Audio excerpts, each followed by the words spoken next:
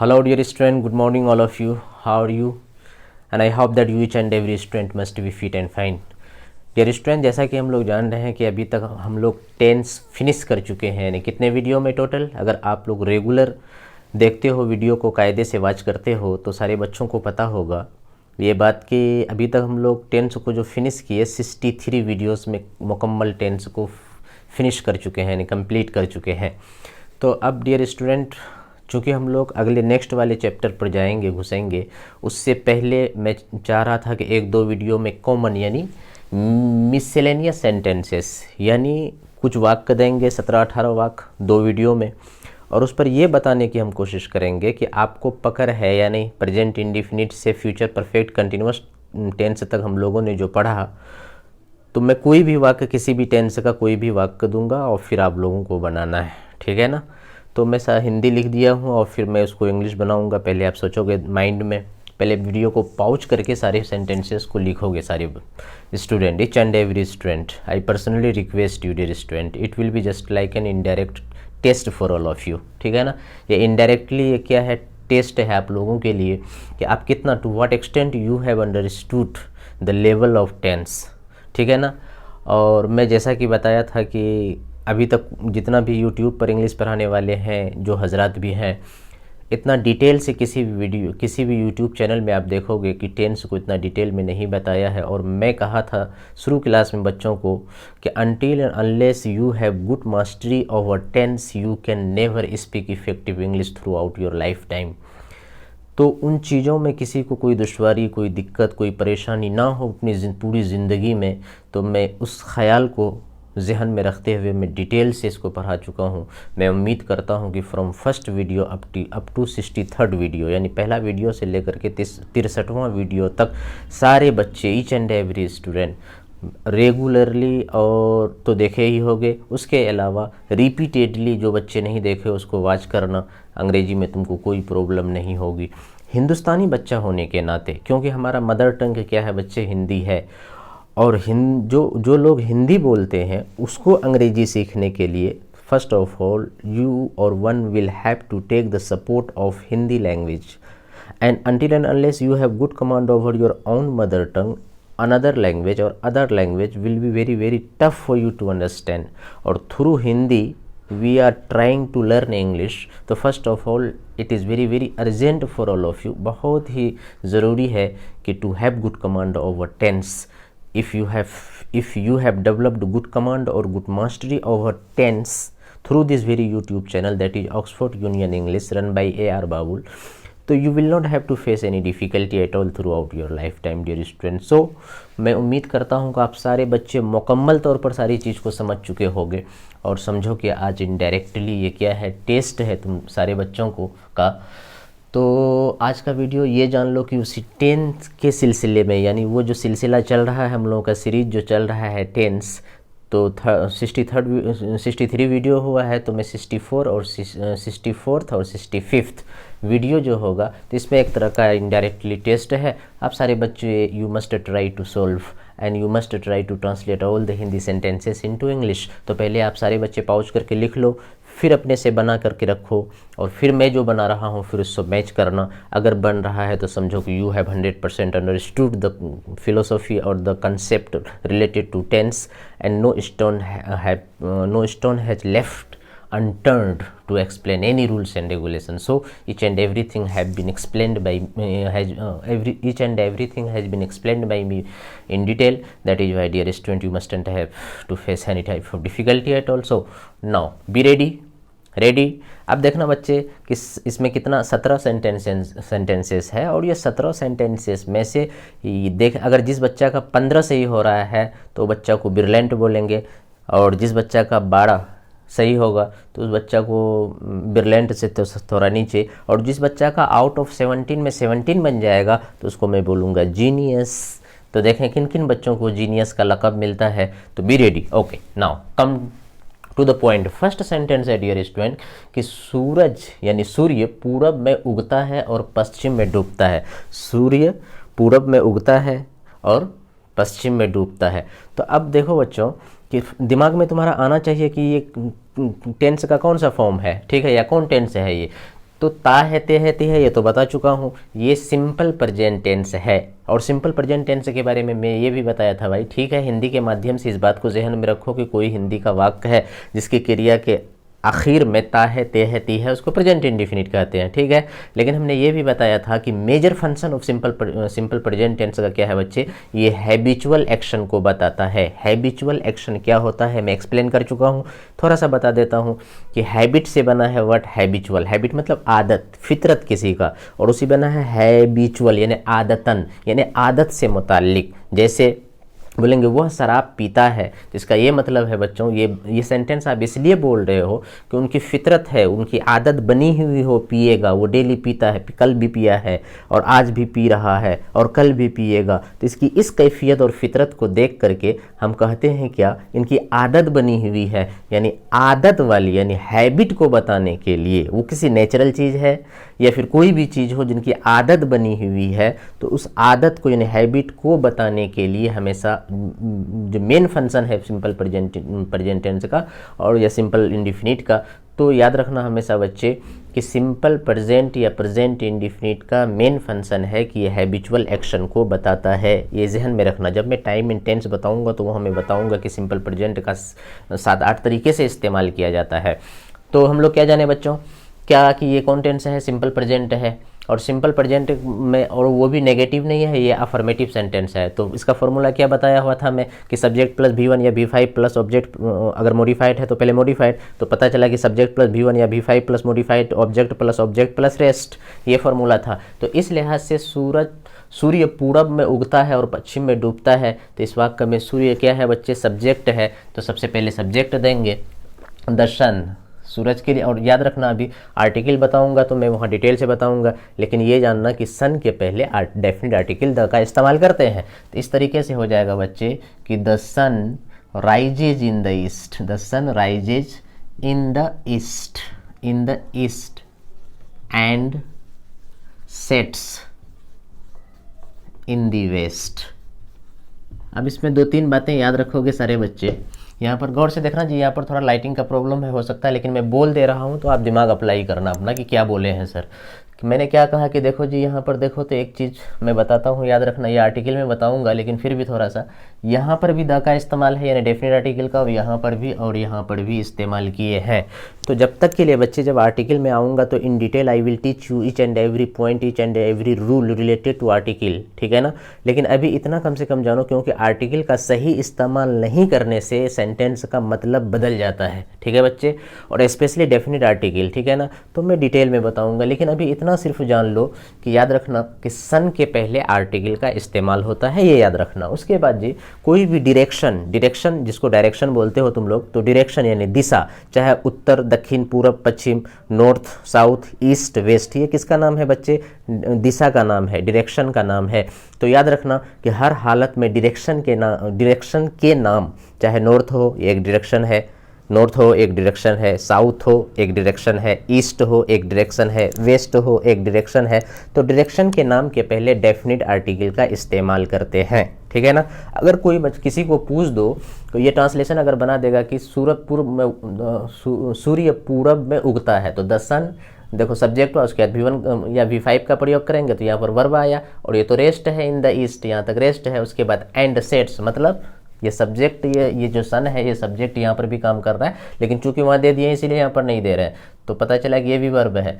तो the sun rises in the east and sets in the west. तो अब यहाँ पर देखो बच्चे कि ये जो ईस्ट है ये डायरेक्शन का नाम है, इसीलिए यहाँ पर द लगा है, और जो ये वेस्ट है ये भी डायरेक्शन का नाम है, इसीलिए यहाँ पर द लगा है, और सन के नाम के पहले आर्टिकल लगेगा ही, द आर्टिकल। तो इस तरीके से बच्चे देखो क्या हुआ कि the sun rises in the east, सूर्य पूरब में उगता है, एंड, और यहाँ से देखो, और पश्चिम में डूबता है, मतलब क्या, सन पश्चिम में डूबता है, and sets in the west. पता चला कि सूरज का जगना, अंग्रेजी में इसके लिए वर्ब आता है राइज, और उसका डूब जाना, ग्रूब हो जाना, छिप जाना, उसके लिए बोलते हैं सेट, ठीक है जी। तो पता चला कि the sun rises in the east and sets in the west. अब देखो बच्चे, कोई तुमको पूछ सकता है कभी, अच्छा यहाँ पर डेफिनेट आर्टिकल, चलो सन के पहले डेफिनेट आर्टिकल लगता है, ये पता है, ये लगा दिए, लेकिन यहाँ पर ये ईस्ट से पहले क्यों लगाए, वेस्ट से पहले क्यों लगाए। अब वो पूछेगा तो तुमको घबरा जाओगे, पता नहीं यार कैसे, अच्छा बना तो दिया लेकिन क्यों लगता है, इसका रीज़न पता नहीं है। तो सिंपल है बच्चे, कोई भी रीज़न, सिंपल एक रीज़न सिर्फ बताना कि डायरेक्शन के यानी before the name of direction definite article the is frequently used, ठीक है। यानी डायरेक्शन के नाम के पहले आर्टिकल लगता है और ईस्ट और वेस्ट यहाँ पर डायरेक्शन है और इसीलिए वहाँ पर डेफिनेट आर्टिकल द लगा है। क्लियर बच्चों? अगला वाला वाक्य देखते हैं। इस शहर के ज़्यादातर लोग इंग्लिश बोलना नहीं जानते। तो सबसे पहले देखो तो ये कौन सा वाक्य हुआ जी? सिंपल प्रेजेंट यानी प्रेजेंट इंडिफिनिट का ये भी वाक्य है, ठीक है ना। और प्रेजेंट इंडिफिनिट का क्या है? निगेटिव है। और निगेटिव में भी मतलब वो अंग्रेजी नहीं बोलना जानता है, मतलब याद करो, जहन में थोड़ा सा अप्लाई करो, जहन को आएगा कि मैं अंग्रेजी नहीं जानता हूँ तो आई डोंट नो इंग्लिश, लेकिन मैं अंग्रेजी बोलना नहीं जानता हूँ तो बताए थे हाउ टू का इस्तेमाल करेंगे। और क्यों हाउ टू का इस्तेमाल करेंगे? इस मैं अंग्रेजी नहीं जानता हूँ तो ये ठीक है, आई डोंट नो इंग्लिश, लेकिन मैं अंग्रेजी बोलना नहीं जानता हूँ तो I don't know to speak English, ये वाक्य गलत हो जाएगा बच्चे। वहाँ बोलना होगा I don't know how to speak English. इस पर मैं एक वीडियो बनाया हूँ डिटेल में, उसको समझना कि क्यों हाउ का इस्तेमाल करते हैं, टेंस सीरीज में देख लेना, किसी वीडियो में है। तो इसीलिए सबसे पहले देखो तो बच्चे इस वाक्य में सब्जेक्ट कौन है, सबसे पहले ये जान लो कि ये सिंपल प्रेजेंट का नेगेटिव है। तो इस शहर के ज़्यादातर लोग, यहाँ से यहाँ तक बच्चा ये सब्जेक्ट है, सब्जेक्ट, इस शहर के ज़्यादातर लोग। तो बताए थे कि जब बड़ा वाला टर्म आ जाए तो क्या करते हैं जी, यहाँ पर ये जो के है दिया हुआ, मतलब इसको उल्टा लेते हैं, ज़्यादातर लोग, उसके बाद प्रीपोजिशन ऑफ, उसके बाद इसको लेते हैं। जैसे बिहार की राजधानी बिहार ऑफ कैपिटल नहीं, कैपिटल ऑफ बिहार। तो उसी तरीके से यहाँ बनेगा कि इस शहर के ज़्यादातर लोग, तो पहले इस पोर्शन को लेंगे, बीच में प्रीपोजिशन ऑफ देंगे और उसके बाद इस शहर का इस्तेमाल करेंगे। तो ज़्यादातर का अंग्रेजी क्या होता है? Most of. तो क्या होगा बच्चे कि मोस्ट ऑफ, उसके बाद ये हो गया, ये वाला खत्म। और ये जो के है इसके लिए प्रीपोजिशन ऑफ देते हैं और उसके बाद क्या है? इस शहर, ऑफ दिस टाउन या सिटी, कुछ भी कर दो, ऑफ दिस टाउन मान लो, ठीक है। तो अब देखो बच्चे यहाँ पर, तो यहाँ से यहाँ तक ये पूरे का पूरे क्या है? सब्जेक्ट है। यहाँ से यहाँ तक ये पूरे क्या है? सब्जेक्ट है, ठीक है। और वाक्य किसका है? प्रेजेंट इंडिफिनिट का है और प्रेजेंट इंडिफिनिट का निगेटिव है। तो प्रेजेंट इंडिफिनिट का निगेटिव क्या होता है? सब्जेक्ट प्लस डोंट या doesn't plus V1 plus modified object plus rest. अगर हाउ वाला अगर आ गया है तो सब्जेक्ट प्लस डोंट या डजंट, उसके बाद क्या देंगे जी? V1 यानी नो का शक्ल में यहाँ पर आएगा और उसके बाद हाउ टू स्पीक कर देंगे वहाँ पर। तो इस तरीके से बच्चे ये वाक्य होगा कि इस शहर के ज़्यादातर लोग इंग्लिश बोलना नहीं जानते हैं। तो most of the people of this town यहाँ कर दिए, यानी ये सब्जेक्ट हुआ, उसके बाद डोंट या डजंट का इस्तेमाल करेंगे। देख रहे हैं कि क्या है कि मोस्ट ऑफ, एक मिनट बच्चे, यहाँ पर ये छूट गया है, ज़्यादातर लोग, तो मोस्ट ऑफ द पीपल, ज़्यादातर लोग का, ठीक है। तो अब देंगे of this town, most of the people of this town, ठीक है। तो most of the people of this town, ठीक है। तो यहाँ तक ये पूरा का पूरा सब्जेक्ट हुआ कि most of the people of this town don't no, क्या बोलेंगे जी? डोंट नो, ठीक है, नहीं जानते हैं। क्या करना? तो अंग्रेजी बोलना, तो हाउ टू स्पीक इंग्लिश। क्या है बच्चे? How to speak English. तो देखो यहाँ पर ये स्पीक लिखा हुआ है, तो क्या हुआ कि most of the people of this town don't know how to speak English. Clear ना यहाँ तक? अगला वाला वाक्य को देखते हैं। मैं अक्सर अपने पापा के साथ दिल्ली जाता हूँ। तो ये प्रेजेंट इंडिफिनिट है और प्रेजेंट इंडिफिनिट है तो इसका स्ट्रक्चर आप सब बच्चों को पता है, सब्जेक्ट प्लस V1 या V5 plus modified object plus rest. तो लेकिन यहाँ पर देखो बच्चे, यहाँ पर हमने बताया था कि एडवर्बियल, यहाँ पर एडवर्बियल का इस्तेमाल आ गया, यानी प्रेजेंट इंडिफिनिट का तो स्ट्रक्चर क्या है? सब्जेक्ट प्लस V1 या V5 और उसके बाद क्या देंगे? सब्जेक्ट प्लस V1 या V5 और उसके बाद हम देते हैं जस्ट ऑब्जेक्ट। लेकिन अगर मॉडिफाइड है तो पहले मॉडिफाइड तब ऑब्जेक्ट तब रेस्ट। लेकिन अगर एडवर्बियल आ जाए, जैसे ऑलवेज है, ऑफन है, नेवर है, एवर है, तो हमने बताया था कि सब्जेक्ट के जस्ट बाद और मेन वर्ब से जस्ट पहले उसका इस्तेमाल करते हैं, ठीक है। तो इस तरीके से मैं अक्सर अपने पापा के साथ दिल्ली जाता हूँ, तो आई ऑफन गो। तो देखो जी, ये सब्जेक्ट के जस्ट बाद और मेन वर्ब से जस्ट पहले। तो आई ऑफन गो टू, कहाँ जी? दिल्ली। मैं अक्सर दिल्ली जाता हूँ, उसके बाद यहाँ पर देखो अपने पापा के साथ, ये तो रेस्ट है, तो रेस्ट को रेस्ट में देंगे कि विथ माई पापा। क्या होगा बच्चों? विथ माई पापा। तो तो क्या हो गया फाइनल सेंटेंस, क्या I often go to Delhi with my papa, मैं अक्सर अपने पापा के साथ दिल्ली जाता हूँ। अगला वाला वाक्य देखो, अगले वर्ष के अंत तक, यहाँ देखो अगले वर्ष के अंत तक मैं इस प्रोजेक्ट को पूरा कर चुका रहूँगा। तो सबसे पहले देखो कौन टेंस है, फ्यूचर परफेक्ट टेंस है। और जब फ्यूचर परफेक्ट टेंस है तो इसके लिए हमने क्या बताया था स्ट्रक्चर, कि सब्जेक्ट होगा सेल हैव या will have plus verb third होगा, और उसके बाद अदर वर्ड आ जाएगा, ऑब्जेक्ट आएगा, ऑब्जेक्ट के बाद अदर वर्ड आ जाएगा।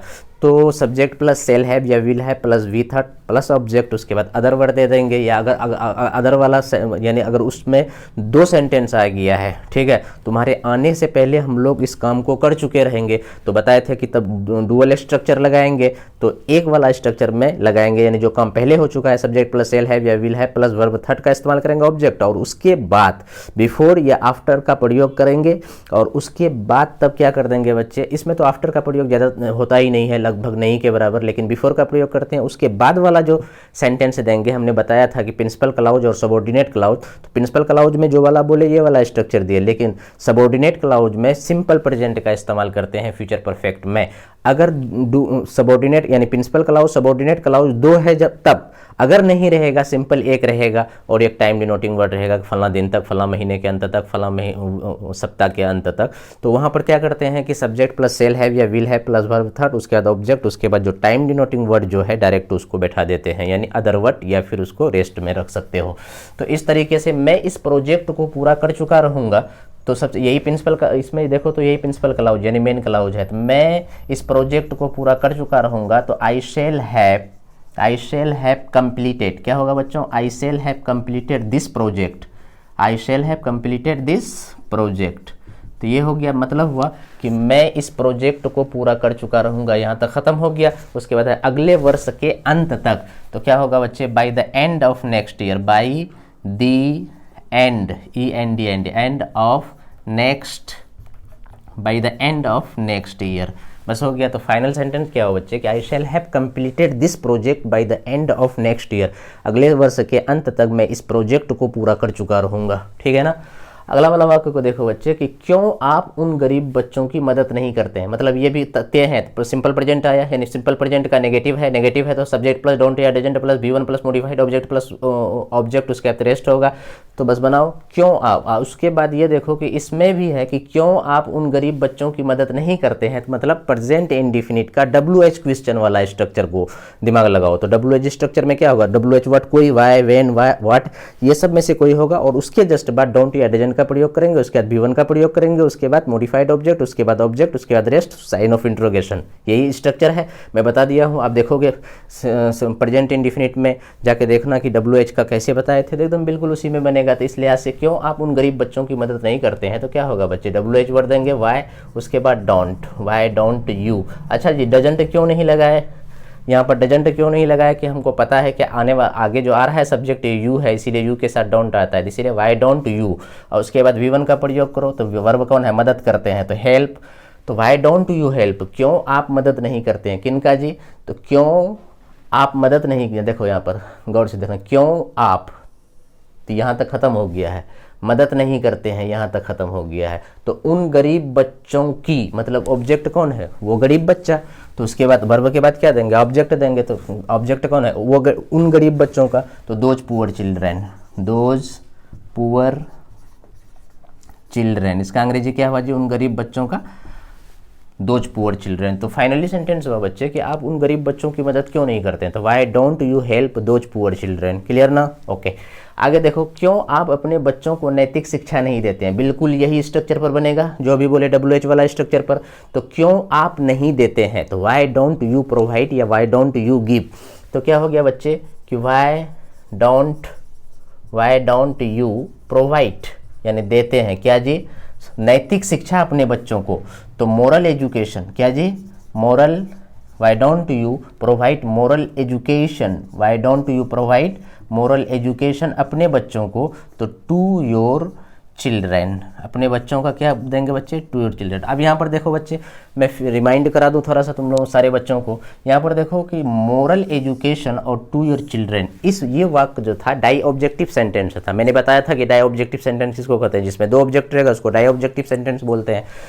तो वाई डोंट यू प्रोवाइड या वाई डोंट यू गिव नहीं देते हैं, किसको? तो मोरल एजुकेशन किसको? तो अपने बच्चों को। क्या? तो मोरल एजुकेशन किसको? तो अपने बच्चों को। इसमें दो ऑब्जेक्ट है, एक मोरल एजुकेशन है और एक अपने बच्चों को। तो यहाँ पर ध्यान देना बच्चे, ये मोरल एजुकेशन जो है ये डायरेक्ट ऑब्जेक्ट है और ये योर चिल्ड्रन ये इनडायरेक्ट ऑब्जेक्ट है। हमने बताया था कि अगर डायरेक्ट ऑब्जेक्ट को पहले रखते हैं, इनडायरेक्ट ऑब्जेक्ट को बाद में रखते हैं, तो इस दोनों के बीच में प्रीपोजिशन टू का इस्तेमाल करेंगे, नहीं तो सेंटेंस गलत हो जाएगा। अगर आप ऐसे बोलोगे कि why don't you provide moral education your children, this sentence then would 100% be wrong और इनकरेक्ट। तो why don't you provide moral education to your children, this sentence is right. लेकिन हमने ये बताया था कि डायरेक्ट को पहले रखेंगे, इनडायरेक्ट को बाद में रखेंगे, इस स्थिति में प्रीपोजिशन टू लगाएंगे। लेकिन अगर आप डायरेक्ट को यानी इनडायरेक्ट ऑब्जेक्ट को पहले रखो और डायरेक्ट को बाद में रखो तो फिर प्रीपोजिशन नहीं लगेगा। तो इस तरीके से इस वाक्य को हम ऐसे भी बोल सकते हैं कि why don't you provide your children moral education, why don't you provide your children moral education. ठीक है ना? ओके, नेक्स्ट सेंटेंस, क्या आप विषम परिस्थिति में मेरी मदद करेंगे? तो देखो यहाँ पर, क्या आप मेरी मदद करेंगे? तो देखो कौन टेंस, फ्यूचर इंडेफिनिट क्या है, स्ट्रक्चर सब्जेक्ट प्लस सेल या will plus V1 plus modified object plus object.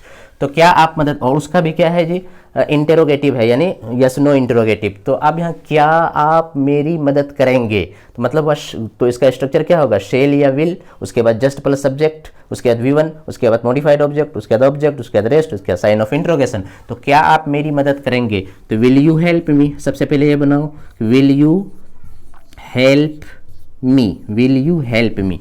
तो पता चला कि ये पूरा खत्म हो गया, यहाँ से यहाँ तक खत्म हो गया। विषम परिस्थिति में यानी विषम परिस्थिति में जब हालात जब मतलब कि साजगार ना हो, नासाज हालत हो, यानी विषम परिस्थिति में, कोई मुसीबत में, तो will you help me.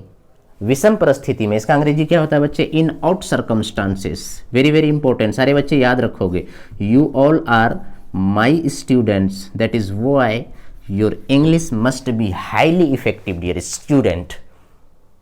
And different what types of word would be used at what context, the discipline of this very process must be known to all of you dear students. So you must remember always कि विषम परिस्थिति में अंग्रेजी क्या होता है? In out circumstance. तो final sentence क्या, आप विषम परिस्थिति में मेरी मदद करेंगे, will you help me it in out circumstances.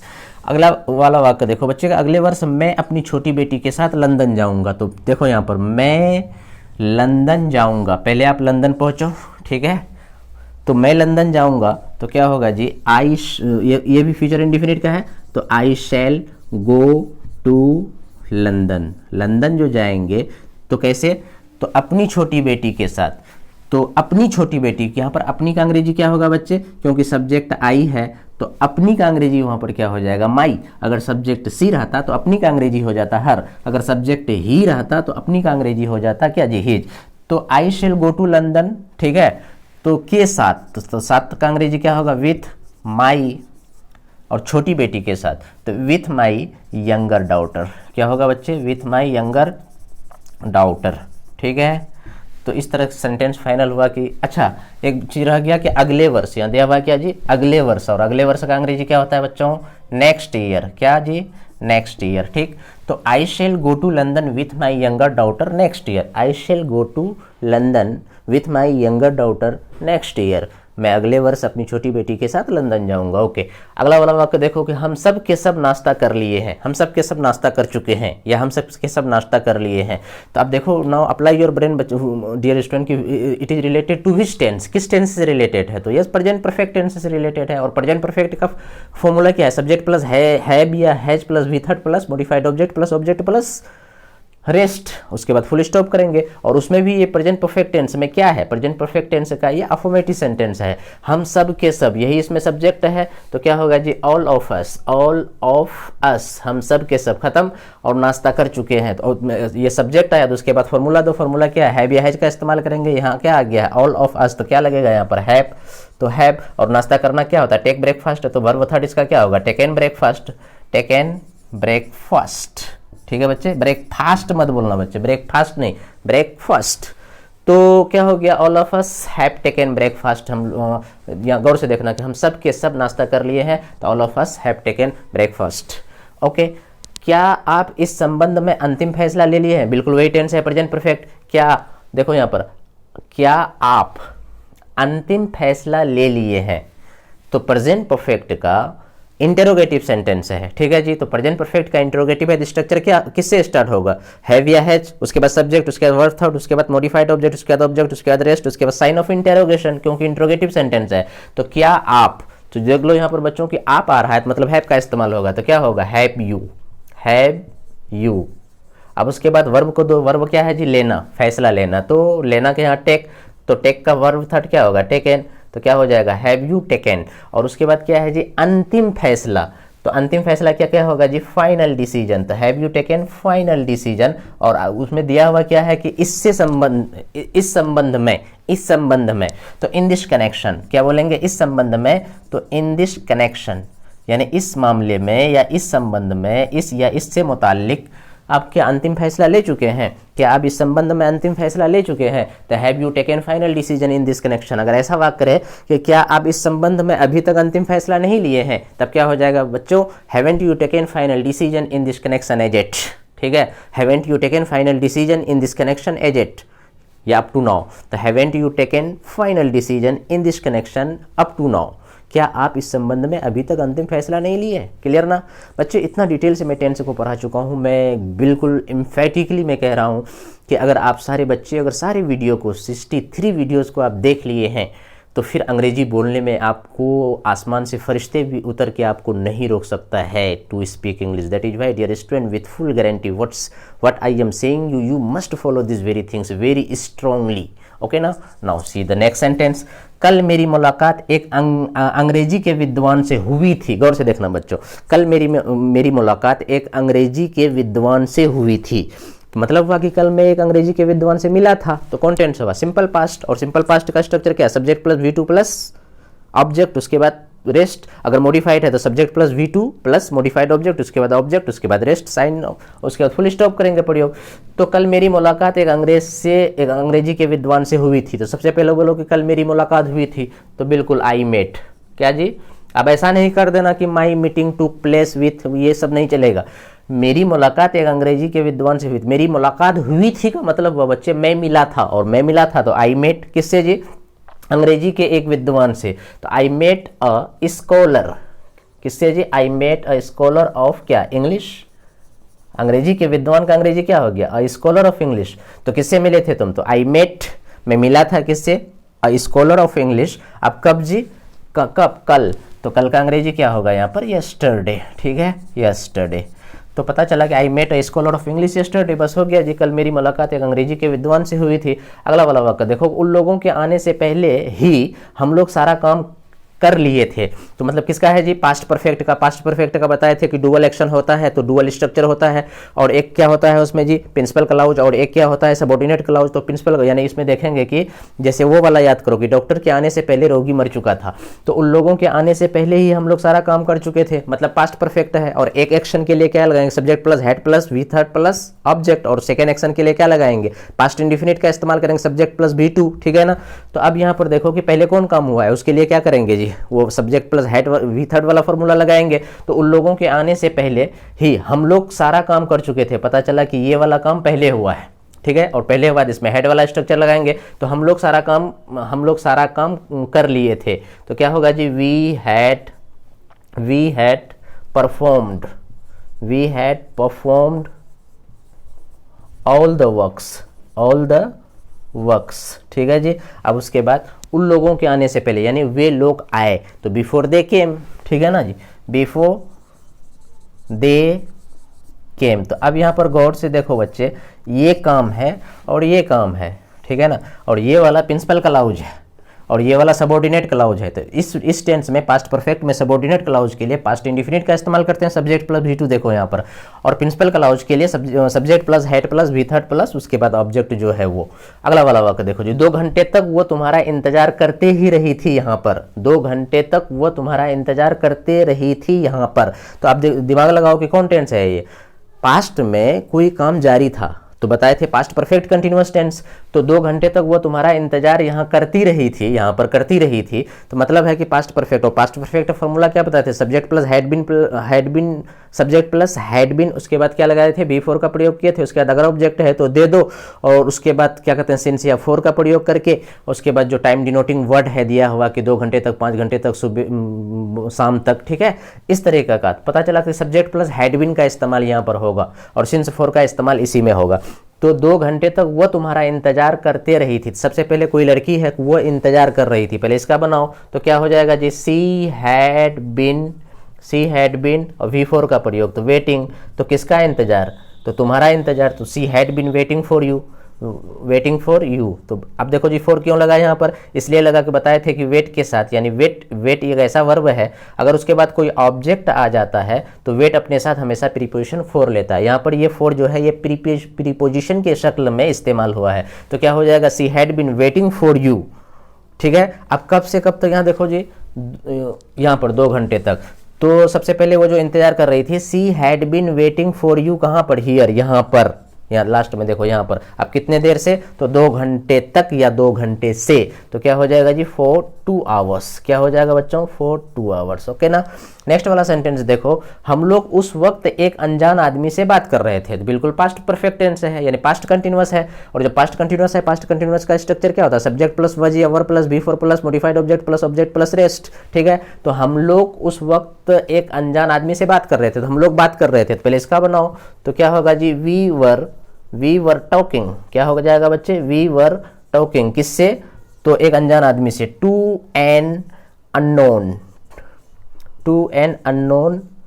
गौर से देखना, टू एन अननोन मैन, ठीक है जी, एक अनजान आदमी से।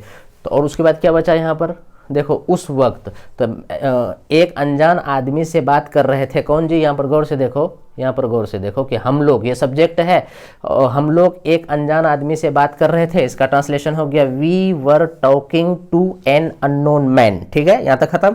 अब आया उस वक्त, ये रेस्ट है, तो दैट टाइम, उस वक्त का अंग्रेजी क्या होगा बच्चे, दैट टाइम, ओके ना। तो इस तरह से फाइनल क्या हो गया कि we were talking to an unknown man at that time, या फिर simply that time, at that time भी बोल सकते हो, यानी दैट टाइम भी बोल सकते हो, और एट दैट टाइम, तो दैट टाइम सिंपली बोलो, एट दैट टाइम भी गलत नहीं होगा। तो अगला वाला वाक्य देखो कि कुछ नटखट बच्चे हम लोगों को परेशान करते रहेंगे, तो गौर से देखना बच्चे कि कुछ नटखट बच्चे हम लोगों को परेशान करते रहेंगे, मतलब फ्यूचर कंटिन्यूअस टेंस है, और फ्यूचर कंटिन्यूअस टेंस है तो इसका फॉर्मूला क्या बताए थे, सब्जेक्ट प्लस शेल बी या will be plus V4, object जो है उधर लगा दो, तो कुछ नटखट बच्चे, और कुछ नटखट बच्चे का अंग्रेजी क्या होगा जी, सम नॉटी चिल्ड्रेन, क्या जी, सम नॉटी चिल्ड्रेन, ठीक है। तो और देखो ये पूरा का पूरा यहाँ से क्या हुआ, सब्जेक्ट हुआ, और शेल बी या विल बी का इस्तेमाल करेंगे, तो मान लो विल देंगे तो विल बी, और क्या है कि परेशान करते रहेंगे तो विल बी डिस्टर्बिंग, तो some naughty children will be disturbing, किसको जी, हम लोगों को, तो हम लोगों का अंग्रेजी यहाँ पर क्या देंगे, अस देंगे, तो हो गया फाइनल क्या कि some naughty children will be disturbing us, कुछ नटखट बच्चे हम लोगों को तंग करते रहेंगे। उसी तरह से अगला वाला वाक्य देखो बच्चे यहाँ पे कि सुबह से मैं तुम लोगों को अंग्रेजी पढ़ा रहा हूँ, मैं तुम लोगों को अंग्रेजी पढ़ा रहा हूँ, तो I am teaching you English, लेकिन मैं तुम लोगों को अंग्रेजी पढ़ा रहा हूँ, सुबह से ये टाइम डिनोटिंग शब्द आ गया, तो बच्चे ये प्रेजेंट परफेक्ट कंटिन्यूअस हो गया, मैं तुम लोगों को अंग्रेजी पढ़ा रहा हूँ, ये प्रेजेंट कंटिन्यूअस है, लेकिन मैं तुम लोगों को सुबह से अंग्रेजी पढ़ा रहा हूँ, तो ये प्रेजेंट परफेक्ट कंटिन्यूअस है, और प्रेजेंट परफेक्ट कंटिन्यूअस है, इसका फॉर्मूला बताया था, सब्जेक्ट प्लस हैव बीन या has been plus V4 plus modified object, उसके बाद ऑब्जेक्ट, उसके बाद रेस्ट, और उसके बाद अगर टाइम डिनोटिंग वर्ड है तो सिंस या फोर का प्रयोग करेंगे, तो उसके बाद टाइम डिनोटिंग वर्ड, यानी जो टाइम सुबह से 2 बजे से जितना बजे से, ठीक है। तो सुबह से मैं तुम लोगों को अंग्रेजी पढ़ा रहा हूँ, तो सबसे पहले मैं अंग्रेजी पढ़ा रहा हूँ तुम लोगों को, तो क्या होगा बच्चा, I have been teaching you English, क्या होगा पहले इसका बनाओ कि I have been teaching you English, ठीक है, I have been teaching you, कब से, तो 2 घंटे से है दिया हुआ, नहीं सुबह से है, तो क्या हो जाएगा बच्चे, सिंस मॉर्निंग, और बताए थे हम कि सिंस और फोर का इस्तेमाल कहाँ होता है, डिटेल से बता चुका हूँ वीडियो में, सारे बच्चे वीडियो को देख लेना पीछे वाले। अच्छा देखो यहाँ पर एक वाक्य है बच्चे कि वक्त और तूफान किसी का इंतजार नहीं करता, ये बहुत लोग पूछेंगे कि वक्त और तूफान किसी का इंतजार नहीं करता, हकीकत बात है।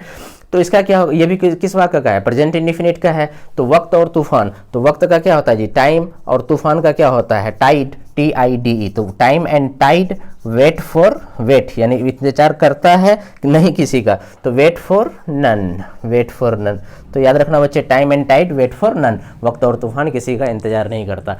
तो अब देखो बच्चों अब तुम लोग अपना मैच करो कि कितना मिला तुम लोगों का। Out of 17 sentences how many sentences are correct on your part.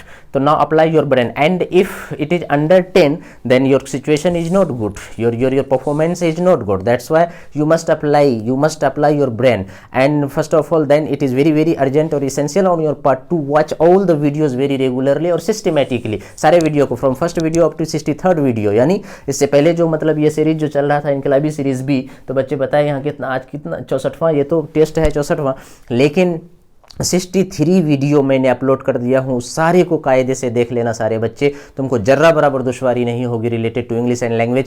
If you have understood all the things related to tense what I have taught up to now, so dear student you mustn't have to face any difficulty throughout your lifetime. That is why each and every student is requested personally, dear student, do keep on watching again and again repeatedly in order to learn, in order to make your English language strong. That is why, dear student, once again I would like to just inform one thing that is very important कि Oxford Union English is the name of this very YouTube channel, और Inkarabi series B are going on right now, and 64th video of today, that means it is in the form of indirect test for all of you. Now आप अपना परिस्थिति को, अपना performance को तुम खुद से एवेलुएट कर सकते हो कि कितना सही हुआ, और कल फिर मतलब बच्चे एक टेस्ट और हम ले लेंगे, उसके बाद फिर हम लोग अगला टॉपिक पर घुसेंगे। तो एक यानी 65वां यानी 65th वीडियो जो होगा बच्चे, और एक टेस्ट के साथ उसमें देखेंगे कि आप लोग का परफॉर्मेंस क्या है। Now dear student, enjoy learning English only through this very YouTube channel, that is what, that is Oxford Union English. Enjoy learning English and enjoy your life in a positive way, dear student. With one share I would like to end the video of today. अपना तो काम है कि जलाते चलो चिराग, अपना तो काम है कि जलाते चलो चिराग, रास्ते में खा दोस्त या दुश्मन का घर मिले। Thank you very much.